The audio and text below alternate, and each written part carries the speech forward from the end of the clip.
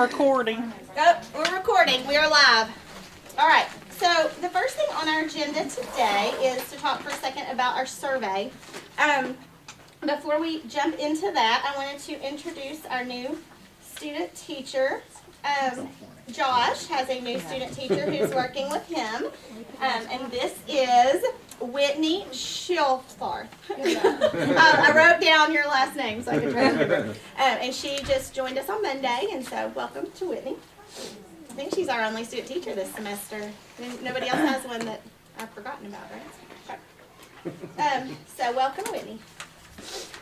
Our survey, I think 20 of you at this point have completed the survey, so about half of us are done with it. And we're going to try to end the meeting a little bit before our typical ending time so that you have time to do it. It will just take maybe 5 minutes to do it. I want to show you kind of what, it's really cool what this does. Since Heather built the survey on Google Docs, and it's pretty cool, it gives us these little graphs of your answers, which is really helpful to us in determining different things. So I can just go ahead and tell you, like this first one is about the news. So that big 19 people so far, or 8, I think when I printed it, there were 19 that had responded. So 18 people so far have had one answer, and one person has had the other answer. So that's kind of cool. So that helps us to know, yeah, this is something that's working well, being effective, or this is something we need to regroup and look at again. The next question there, some of them come in the pies and some of them come in the bar graphs. So this one's talking about our school culture. So out of the 19 people that responded, 13 answered a 5, 4 answered a 4, and then 1 3 and 1 2. So far, things are looking pretty good. So if you'll just, and then there's some written response questions at the end, and that's something that I've used already, just in looking at the 19 people that have already submitted their survey, just in looking at things that you need support with academic-wise, things you need support with in your classroom behavior-wise. Some of you got to give a big I'm good for this year, which is awesome, right? But for those of you who listed some things that you need support with, those are things we're really going to focus on second 9 weeks. So make sure to take the time if you need the support. You don't have to make something up. It's fine to say I'm good. But if you need support with something, or if there's something that's really been kind of weighing on you that you need some help with, please make sure to put that in there, because that's kind of how we're making our priority list of what we need to do this second semester. So that is that. And I'll share all the results with you from the survey at our next meeting after everybody's taken it, so you can see all the little graphs for each question and know how other people responded to things. So I don't want to show them all to you now because I might sway your responses. Okay, so that is the survey. Check. The next thing we need to talk about is the CSIP for this year. You should have a color printout document, if hopefully those have made it all the way around. Does anybody know where that stack? Here's that stack. Looks like they made it about halfway. Thank you, Mom. Your newsletter said December 17, 2015 on it still. The one you sent me last night. Grilled chicken and potatoes. My parents probably even know that. Sounds really good. Rachel hasn't scratched it out. Smells pretty good. A lot of us don't smell those things often. All right. If you have been here for a while, you're used to seeing the CSIP kind of look like this, and just this big table of all these different pages and pages of stuff. Then this summer, I turned last year's CSIP into something that looked more like this, and that is in your spiral plasticky NES Important Documents folder. So we're going to replace that old one with this one, so go ahead and find that in your folder and maybe rip it in half so you remember that's the old one. Stick it in the middle of the table, and I'll hang that up later. Don't put this one in yet, though, because we're going to go over it. So mid-year, every year, we update our CSIP, and we kind of start with new goals. And some of the goals will go all the way through for 2 years, and so some of them will carry over, and some of them you'll notice are familiar, and then other ones are brand new. And then other things start fresh each year. So we started over on most things for this year based on the feedback that we received from you, and then some of the things that we talked about during data retreat, and then just what we're doing this year. So we have 3 major goals. So we have our goal 1. We're just going to quickly go through this. This is a document that's supposed to guide everything we do as a school, and so it's required that we share it with faculty and then our site-based council, parents. It's posted on our website, any and everybody. So where it's posted in different places in case you need to view it for like a class, or if you're ever wanting to see the complete document for some other random, leisurely reading. It doesn't look like this. This is the summary of it. It would look like more like this online. So we have 3 goals. So our first goal is our state goal, and that's a goal that we have to adopt. Everybody has to adopt the same state goal for our GAP goal. And so that is just a general goal about moving our non-duplicated GAP group. So we want to move the non-duplicated GAP group combined reading and math proficiency from 33% to 66.5. Now that's in 2 years. That's by 2000 when we test in 2017. So that's by next spring. Still a little lofty, but like I said, that's a state goal. They've given it to us. Most of the percentages that you'll see are not goals that we've set, but the goals that the state has set. And remember, that's like what would happen in an ideal world, is we would, make that growth. And I'm not saying that we won't, but it's lofty. It is a lot. So then Heather and I, and we've talked to you a little bit about this before. You've seen the GAP goal before because this has been done for a month or so. We had to decide which GAP goal we thought we wanted to identify this year as being the one that we were going to focus the most on, and we chose our special ed population. And special ed teachers are familiar with this goal, our vocabulary development goal, and so that's what we've been working on in our PLCs with special ed. Haven't had one in a little while, so we'll probably be meeting again soon, but these are kind of the things that we said we were going to do.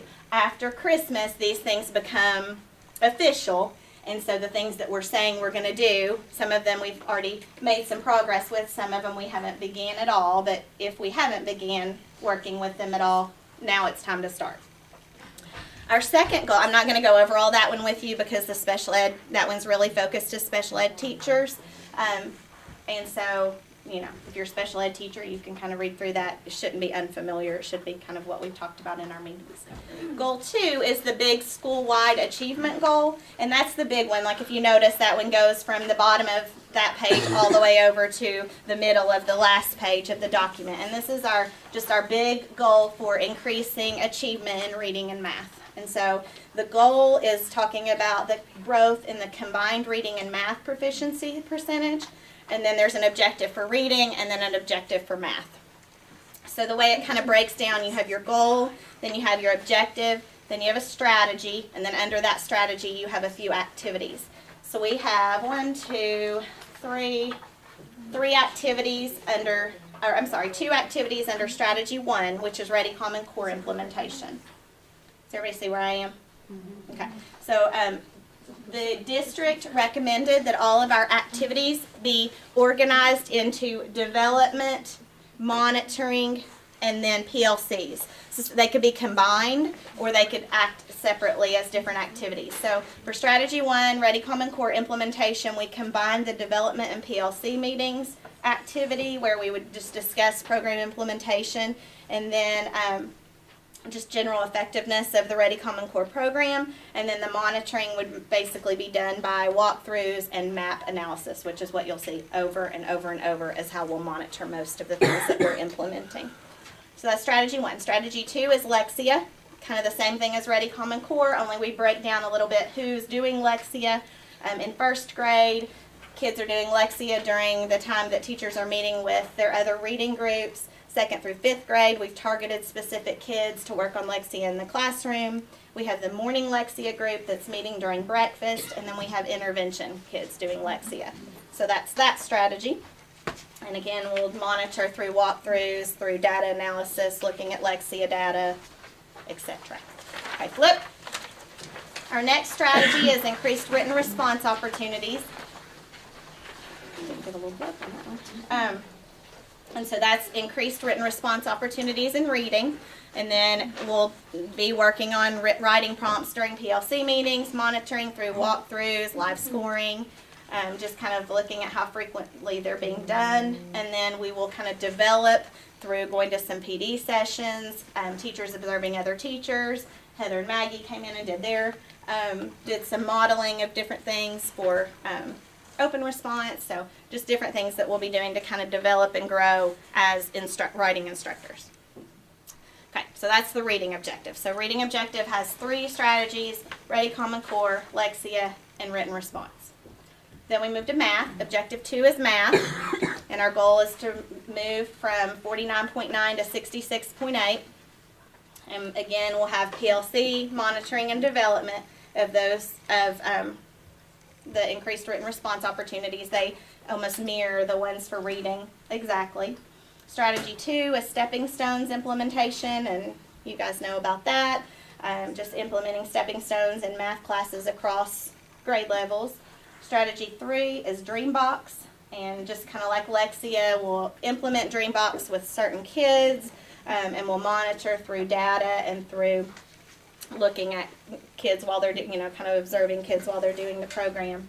Strategy 4 is 5th grade math support, and that's something that we've been doing a little differently this year with 5th grade with the medium leveled math group, where they've been getting some extra support in there to see if that makes a difference, and that was done based on end of the year 4th grade math data and kind of targeting that group of students for some extra math support this year. Okay, so that's objective 2, math. And objective 3 is writing. Now, even though writing isn't part of the achievement goal, this is still where they told us we needed to put the writing goal. And Jeff was very clear with us that we needed to have a writing goal because our writing scores are very low. So our goal for writing is to move from 31.6 to 64.5. Pretty lofty in 2 years. And so strategy 1 is to do that through writing professional development, and strategy 2 is through a power writing strategy that 5th grade teachers are implementing. I think we just got started with that like this week, right? Okay, so that is our achievement goal. So achievement goal, 3 objectives: reading, math, and writing. Everybody good? Okay. Our last goal is we had to target a program review area. So we targeted improving our writing program review score from 7.8 to 8.2. That one looks a little more attainable than some of these other data ones, which again is why program review is so important, because it's the one we have the most control over. We can control moving from 7.8 to 8.2 a whole lot easier than we can control moving our writing score from 31 to 64. So kind of shows how that makes so much sense there. We just had one big objective for writing program review, and that is to collaborate to improve writing. And we did through 2 strategies: increased writing professional development, and then this new presentation problem solving model, which is something Heather wants to try actually with you, Kayla, and don't know much about that yet because it is an initiative that won't necessarily start until later. So it's one that we kind of plan for next year since it's a 2-year plan. Okay, any questions about the CSIP? Great. Okay. We have 2 questions. We wanted to double check some of these numbers. All right. Any questions about the goals, activities, objectives? Okay. All right. Yeah, just circle whatever your questions got. We need to go pull up real quick and see where we're going. Okay, so stick this in your folder. If there are any updates to it, we will get you new copies. But for now, that's the official CSIP. Okay. Mid-year PGP meetings. Did I include this in Monday Memo lesson? Okay. So if you've read Monday Memo at this point, then this shouldn't be unfamiliar to you. But if you remember from last year, we have to do mid-year PGP meetings where we just check in with you about your PGP and your SGG goals, just kind of see how the kids are doing with the goal. Really the whole point is just kind of to remind you and then to see if you need any support with that. So Heather or me, whoever your evaluator is for this year, we'll be scheduling a time. If you have an evaluation coming up end of window 2 or beginning of window 3, we'll tag it with that so that you don't have to have 2 separate meetings. But if you don't have anything, any observations in window 3, then we'll need to schedule a time with you. It'll take maybe 10 minutes. It's just a quick check-in to see if there's anything we can do to help. Okay? Moving right along. Updated emergency plan. If you'll pull out your booklet, yours is blue, mine is yellow. If you don't have this, you need one, so wave at me. We've got some extras up here. Well, they're right there, so first come, first served.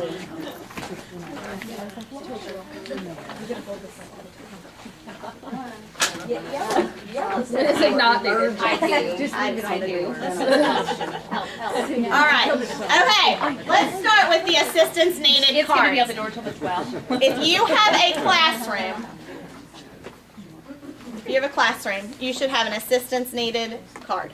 Okay.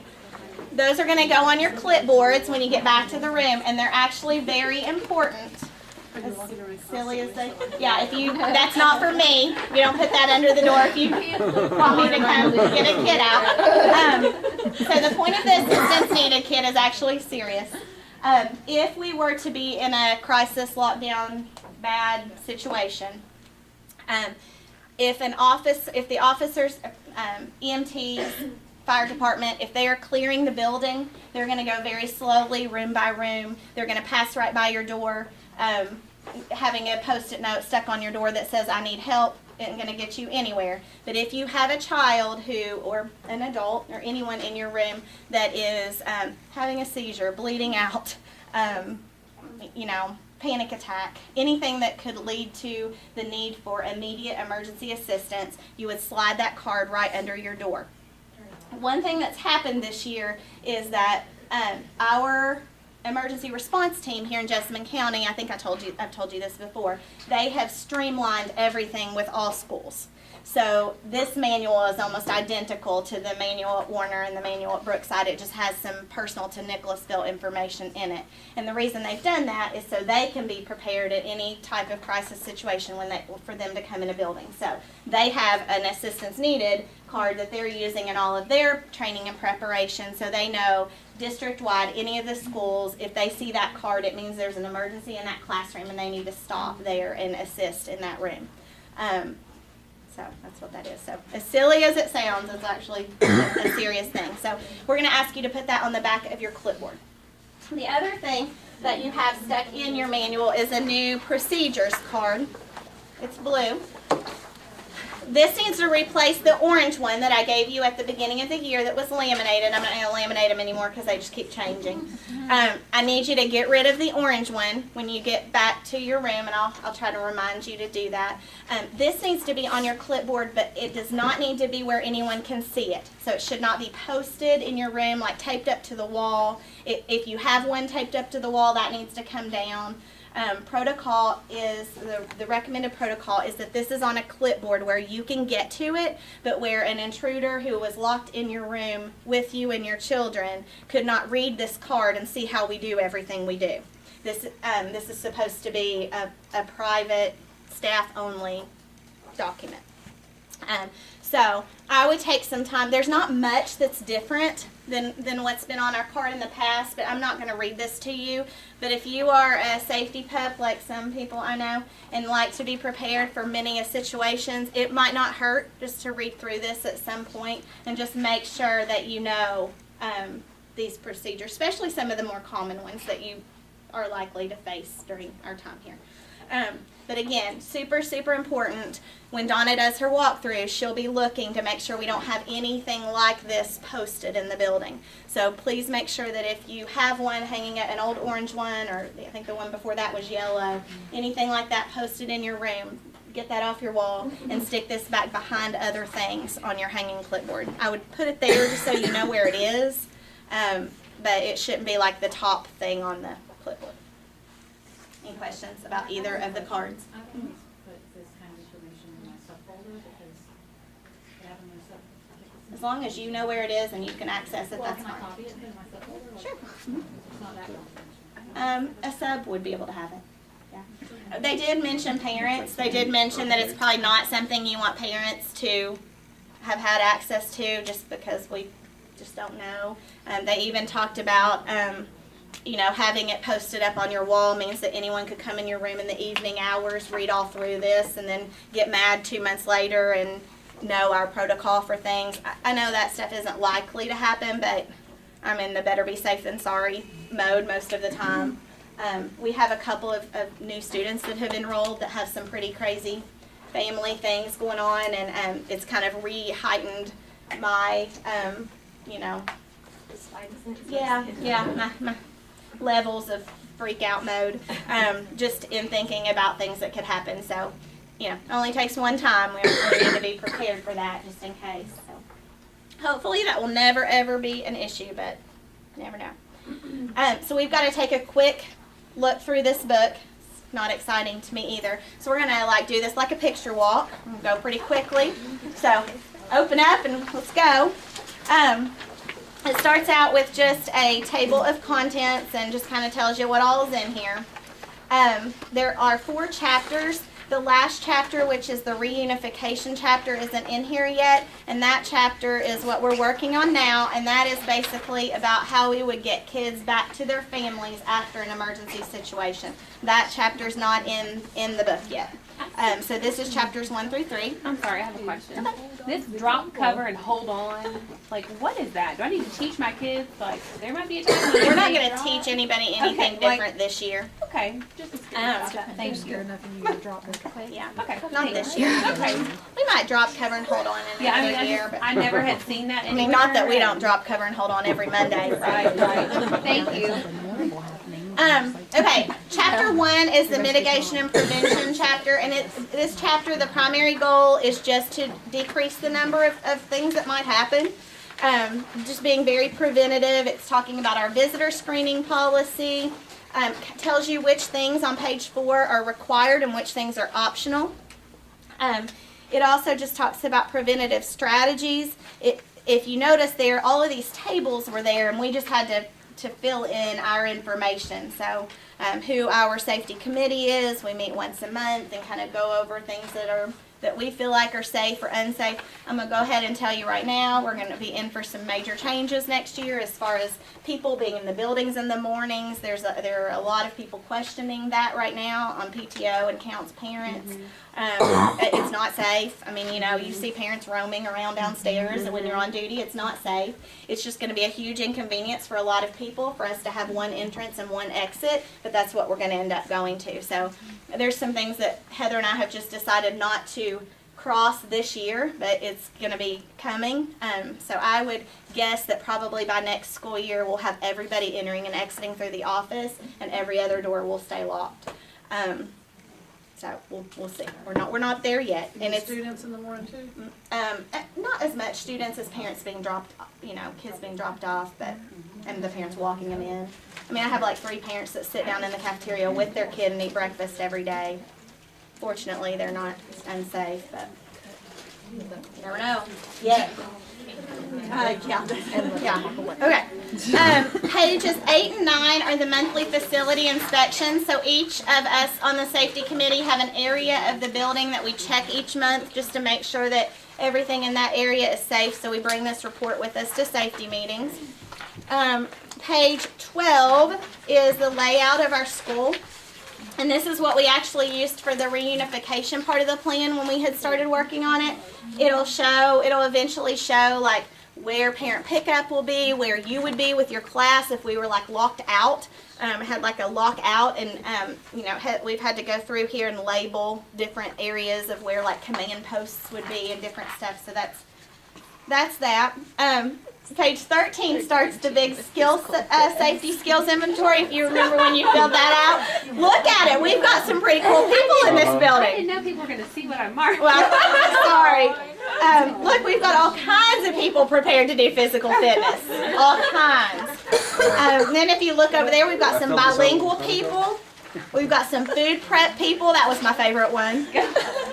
We've got campers. I mean, so if you ever thought that you were working on a staff with people that were not diverse, you are now. Okay, page 16 is just a blank copy of the inventory you filled out. And then chapter 2 starts the preparedness chapter. Don't come find me. I was just saying real life. Okay, the purpose of chapter 2 is just to help decide what we would do in the event of an emergency. Okay? If you go to page 19, that's a pretty important page. It's a little bit scary if you're me. You're the commander. Yeah, school commander. I did not sign up for that. Did not sign up for that. That's what they called me in this document, so hey. And then if you look down there, we have different people that have been given some big jobs that may or may not have even known that till today, and poof, there you are on the chain of command.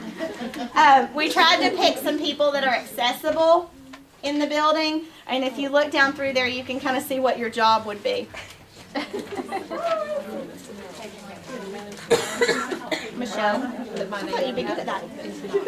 Okay, if you look on page 21, this is just showing some things that we need and things that we have. If you notice there, we need a bullhorn. Anybody has one? We need one in the building. There was one. Yeah, it's dead. We also are getting to the point, I think actually the regular classrooms, and I think maybe Gina, have first aid kits now, right? Yeah. You got those, yeah?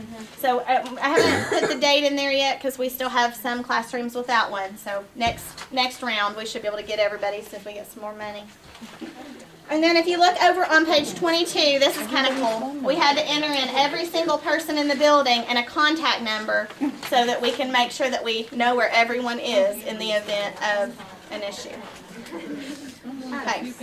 Mine was wrong. My number was wrong this year. I emailed it to you. Yes. All of this. Yeah.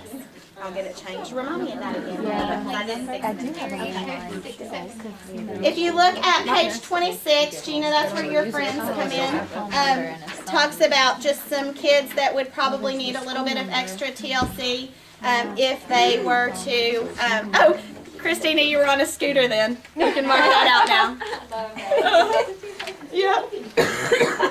Make me a note that I can delete Christina's scooter from the book. That's hysterical. The Top 27 page. All right. Oh, temporary. Okay, moving right along. Harvey Lee. Thank you. Yeah. Wrong, Logan. Yeah.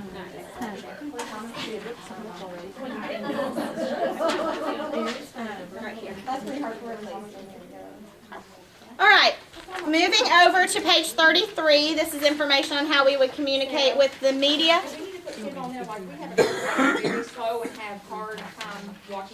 I think that would be a great idea if you would just email me those people. I'll add them in.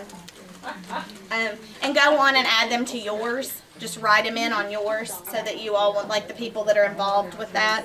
And then I'll add it onto my master one that would be in the office for now. Okay.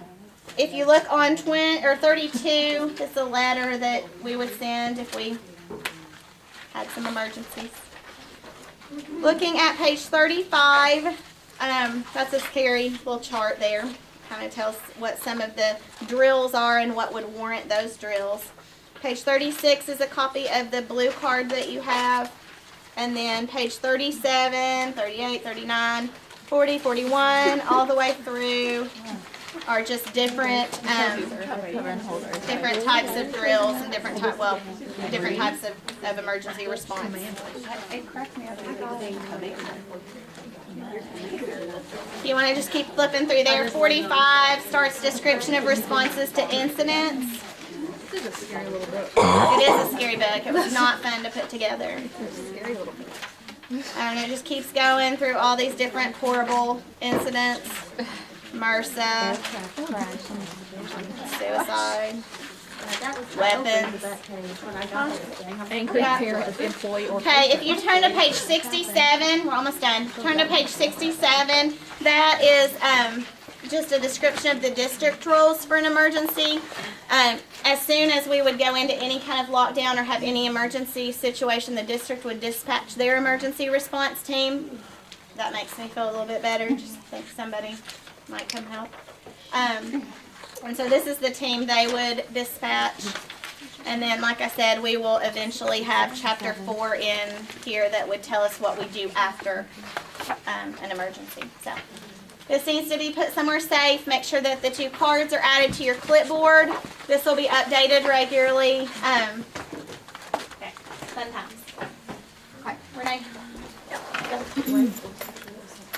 I just want to give you a quick update on attendance. As most of you all know, we were chosen as needing extra support in the area of attendance. Along with East High School, we've proven over the last few years that we are lacking in that area of great attendance. So that's why we're always talking about attendance. They gave us as a support Denise Adams, who is a retired district employee. She used to be the principal at Providence High School or Independent School. And she's been a wonderful resource.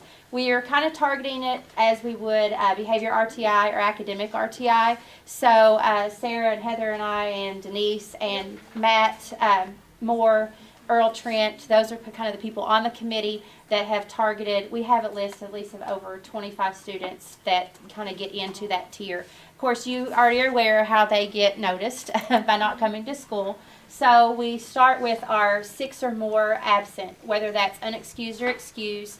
Once they hit the 6, that's chronically absent at this point in the school year. So we are handling things with unexcused a little differently than we are with excused. We have lots of things in place. I want to reiterate to you guys the importance of the stickers that we made at the beginning of the school year, especially for those who don't return notes. We're handling those with kind of like the educational side of it, that this is our procedures, this is what we expect, this is how things should go and how things should happen. These are the ways you can get notes to us. This is, how things get documented, and this is why you're getting letters if you're not writing notes and things like that. And then we have the ones who are writing notes but are just running out of notes, and we're handling those a little differently. Also on the educational side, but more toward the parent, and finding out what the barriers are to them coming to school. Denise is excellent at helping us handle those parent meetings. We've had quite a few. Some of you are aware of those. I know I bombarded some of your parent conferences for some of those things like that. And she's doing additional things like a parent education committee where we bring them in and show them the impact of, what happens when your child misses a certain number of days of school. Donuts with Denise is scheduled for this week, which is again another attempt to try to get the parents on board of showing them the impact of not sending kids to school on a regular basis. Now, all that being said, we are, getting into some areas where, it's attendance. Their students aren't coming to school, so we sometimes have a hard time reaching the family. But at the same time, we are, trying to do home visits through Denise, through Family Resource. And it's a long process, but those who have been with us for quite a few years know that the process just through central office with Mr. Trent, who's our attendance advocate for the district, that's a long process as well. So we're hoping that the long process this year is going to kind of educate and make sure that we don't have these reoccurring, because what we're finding is a lot of our attendance concerns are habitual every year, year after year. So if we can make changes in the family stature, that way, that hopefully we won't see it happening year after year after year with siblings and, just as they move on up through the grade levels. So please be patient with us, because I know some of you are like, okay, they're hitting, 25, they're hitting, there are things being done, and we realize that we probably should have a little bit better communication with telling you, okay, this is happening, but at the same time, some of that's happening through Denise, some of that's happening through Mr. Trent.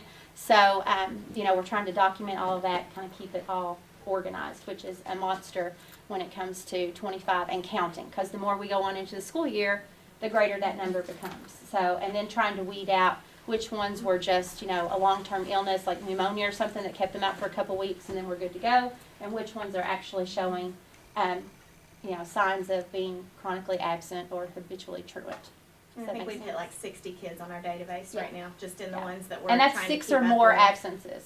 So, and when you weed those down, then you find out which ones are excused, which ones are unexcused, which ones have to do with, we've pulled in Pat Glass, we're going to have some, and we have had some medical, what am I trying to say, like there's a need medically, for their absences, trying to get proper documentation for that, to prove that, that's the reason that they're out. and that it might be an ongoing problem, those kinds of things. And it's just it's a huge undertaking. And all the time, you know, working with some of the families that you all know too well that we work with, that there's constant things going on, you know, and that's a category too. So, and I consider that like the barriers to being in good attendance, and we've got a lot of that we're trying to work through, and just getting them to trust us. And you know, we're trying to take the approach of we're not hounding you about attendance. We want your child to be here, which we all do, but we all also know that we get frustrated when they're not here, you know, 2 or 3 days every week, and how hard that is to do your jobs when they're not here. So we're trying to relay both of those, communication to the parents and come across as being, you know, a community partner is difficult at times.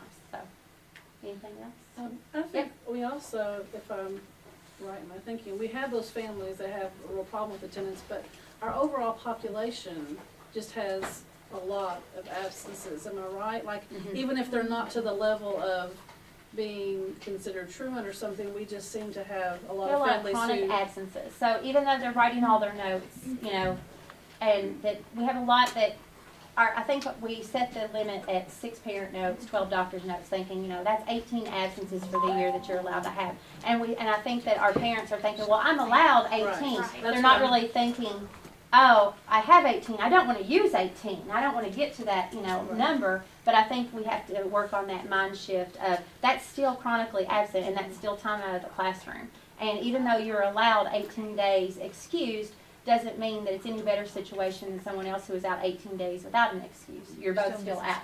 Denise is doing a lot of stuff with educating parents too about like, you know, missing 12 days this year doesn't seem like that big of a deal, but if they miss 12 days every year for this long, you know, we've pulled data from kids that do have good attendance and kids who don't, and I feel like we're making baby steps. It's just, it's a culture change for a lot of our parents. What has the parent response been? Really good. Donuts with Denise this year? Oh, I thought you meant like attitude wise. Attitude wise, they love her.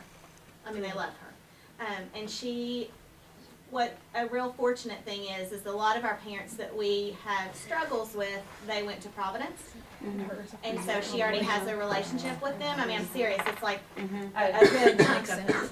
And 75% so, of she has a relationship prior Of to. some The other kind. 25% she's a local person and she makes a connection with them. You know, it's like, oh, I know your uncle's brother, you know. it's been really nice. Yeah. And so their response to her, just generally speaking, has been very positive. She has helped us with a few families that I don't know if we ever would have really gotten in with, and they've really come around and are coming in themselves and initiating. We have had a couple parents say, I need you to meet with me again soon because I need the accountability. Like, I need you to tell me you need to see me again in a month and a half because that's going to hold me accountable and that's what my child needs. Okay, we can do that, you know. So it's, I mean, I think we only had 2 families at our first evening. We have, I think, 5 coming to our donuts with Denise, which is, you know, 5 of our very habitual attendants. Some of them have more than 1 child. Well, and I think we have to change how we measure success too. Success may not be that the child changes all this year, but success is that we got into their home and we're making good communication back and forth with them. That we actually they call us back. You know, they don't ignore our phone calls or, you know. So I think we have to change how we see successes too. You know, it's not just, oh, look, this child who was absent, you know, 18 times last year has only been absent twice this year. That's only one measure of success. When we look at long-term of success, we've got this parent calling us back now. We have this parent calling us by a first-name basis and feeling comfortable to come in and tell us when there is a family crisis so that we can work with them instead of, you know, just constantly saying, why is your child not at school? Why is your child not at school? And, you know, the things that get made up sometimes along the way. I think what I was trying to get at was that I don't think our parents know what good attendance is. Like you were saying, they think I have 18 days, I can be absent. I don't know any way to communicate to them that, you know, I don't even know what a good number is. I know my kids only miss, you know, 1 or 2 days a year ever, you know, unless they had something like a really bad illness. I don't know if there's some way to present to parents that you know, this is a normal amount of days, like, not to a parent who's having a problem right then, but at the beginning of the year or something, you know, even though you have all these days, missing more than this many days would be. Well, and it's hard too, because it's not just our typical families that some of us are thinking of, it's some of those that are taking vacations Yeah. when we already have scheduled breaks. I mean, that's still missing school. You know, I mean, that's, you know, that's still kind of trying to help parents make that judgment call of, is it worth it? Yeah. You know, and some we're gonna be able to change, you know, their mindset of, you know, what's worth missing school and what's not, and others, you know, we're still working on. Because, yeah, I think you're right, because it's like, oh, well, we're going on a trip, and that's the only time we can go, you know, then, and I haven't missed any other time, but they don't know what's yet to come in the rest of the school year, too. Is that what you're saying? Just kind of like, Just the, you know, just the I don't feel good kind of kids, and I mean, it's like I talked to one today, it's her 7th day to be out, and I said, but if you do that the rest of the year, it's gonna be 14 days by the end of the year. If you keep missing, you And that's know, the same like conversations we're having. once a month or something, or twice a month doesn't seem like a big deal, and I don't think they're, I just yeah, don't and think that's what we're parents chipping away understand. with too, with Denise's. I mean, her presentation at the parent education meeting was pretty much showing, you know, like bar graphs and things that shows, you know, over time, and that, you know, socially they're going to be kind of, you know, out of whack, not just academically. And then that leads to dropouts, and that leads to, you know, lots of other She problems. starts the meetings with, do you want your child to succeed in school? And Do you then- want your child to feel normal? Yeah, do you want your child to feel normal? That's another Yeah. big thing. But then also, you know, we've had a lot of, oh my goodness, because we also bring the attendance from their whole school career, not just this year.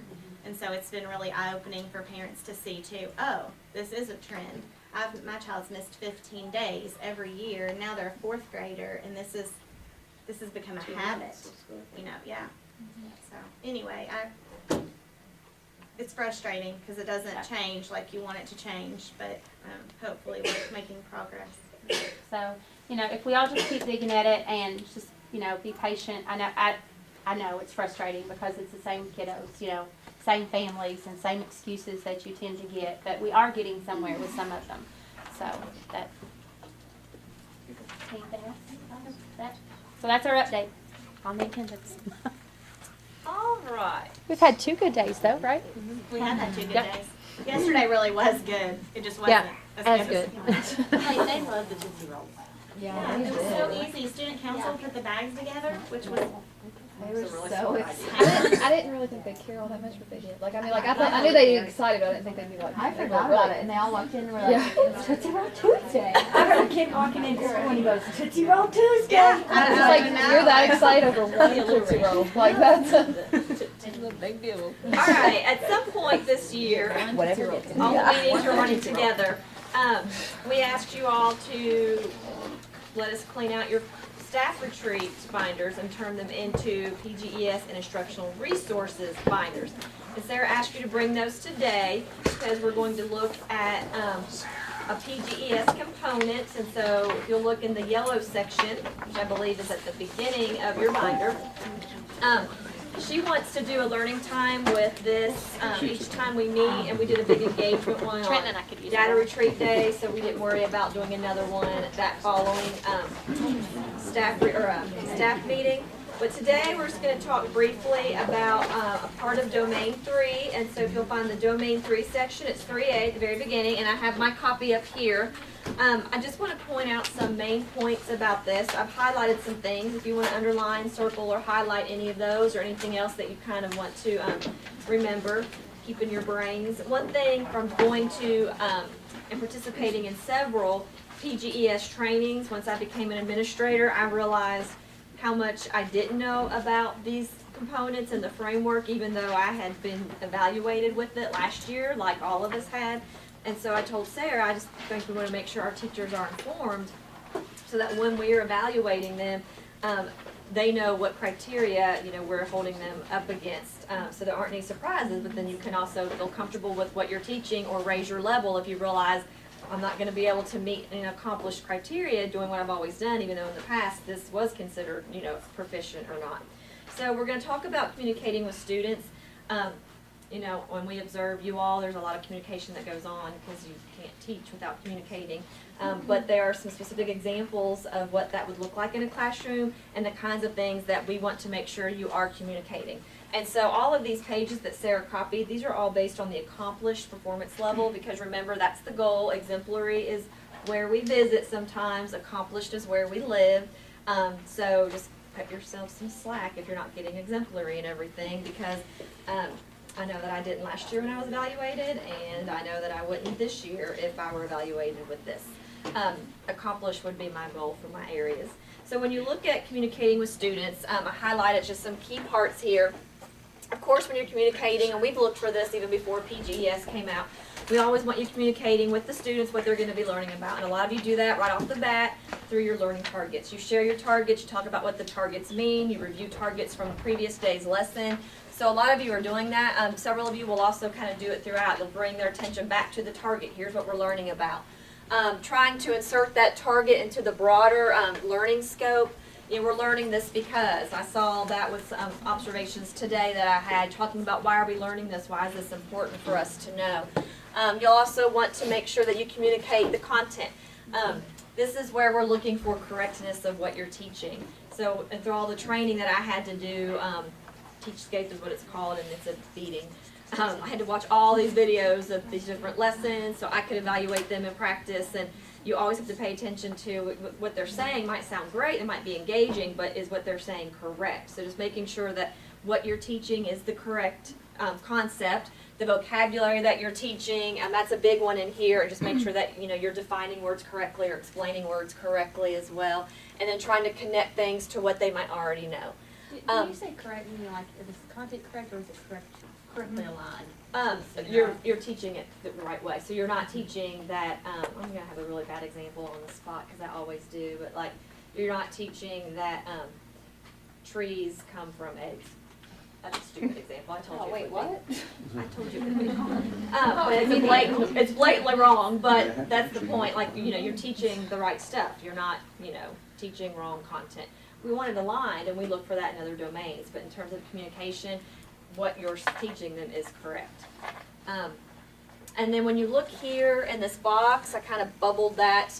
Those are the elements of it, so it kind of narrows down or bottom lines some of this stuff.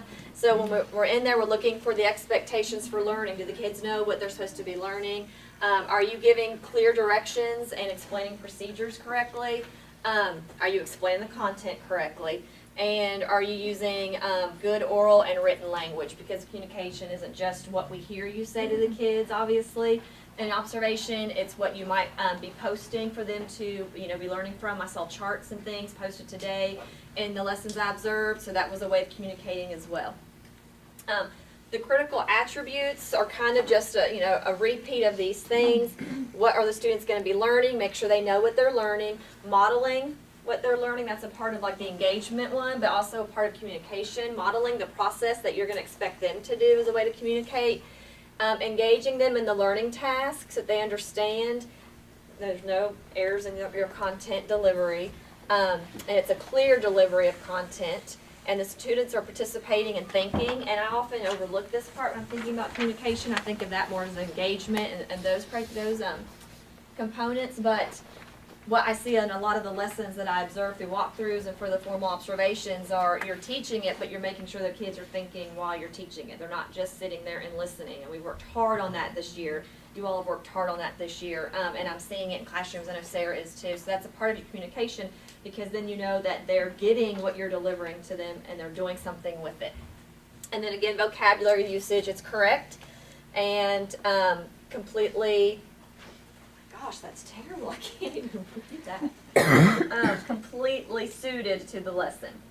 They have examples there of some ways that we might see good communication. I didn't highlight that, but you can look at those. And then there's some sample evidence. Now, communication doesn't just have to happen during the observed lesson. These are examples of what it might look like when we see it in your classroom. But also other ways that you'll be communicating with your students is through your classroom websites, those kinds of things that you have, any of the technology that you use to communicate, anything that you post in the classroom that you may not, point out every day, but you have it in the room to communicate something to them. Those are forms of communication too that we could, mark during an observation while we're in the room just looking around, or when we're doing a pre or post conference with you and talking about different ways you communicate. And again, this is the accomplished column here, the vocabulary from the accomplished that we're looking for. So when Sarah and I are observing, we're looking for that clear communication, tied to instructional purpose, explanation of the content is correct, and you're scaffolding it. I think if you have to explain, now, this isn't true all the time, and you know this, but I think if you have to explain your directions several times, that could mean that you weren't clear in the way that you're delivering it. Now, again, it could depend on the students that you're teaching, it could depend on, the distraction that might be happening in the classroom, but if you find yourself always having to repeat your directions, then think to yourself, maybe not delivering those directions clearly or in a way that makes sense to my kids, my students. And then you invite student intellectual engagement, so they're not just sitting and listening to you communicate, they're doing something with that. And then your spoken and written language. So it all kind of repeats itself in different ways, but we wanted to point out that although communication comes naturally, because that's how we get up and teach, it can be very intentional too when you're looking at this component of PGES. So you already have that in your binders along with your other pages, so if you have that to always look at any time. You also have your big old framework book that Karen had made a couple of years ago as well to look at the different components. And that's all. Okay. We have our first full observations are in window 3. So that's, we can actually observe observe at least the majority of all of the indicators with a full. So before you have a full observation, especially I know some of like the tenured people that we're observing this year first time this year really looking at this as far as to be observed with it. So I would take some time just to kind of skim through domains 2 and 3 before your observation. You can use this. This is a lot easier to use, I think, than the big book. Just kind of looking at the accomplished sections. That should be your goal. If you go above and beyond, that's wonderful, but we feel good about you being accomplished. So I would just kind of zero in on the accomplished section of domains 2 and 3 of the different indicators if you have an observation coming up.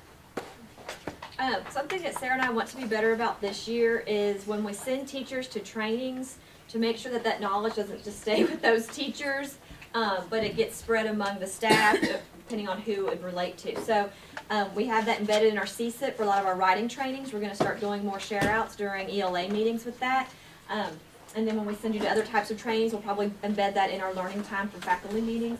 Kayla and Aaron went to 2 really good trainings. They're on the same day, but 2 separate sessions. A growth mindset training, and then a second training on student achievement based on the Eric Jensen way of thinking, which is our brain-based learning guide. We read the book a few summers ago. So they're going to share out the main things. They were really excited. They both were sharing things separately with me, and I said, I need you to share with everybody. So they're just going to finish out our meeting sharing some things that they learned from their trainings.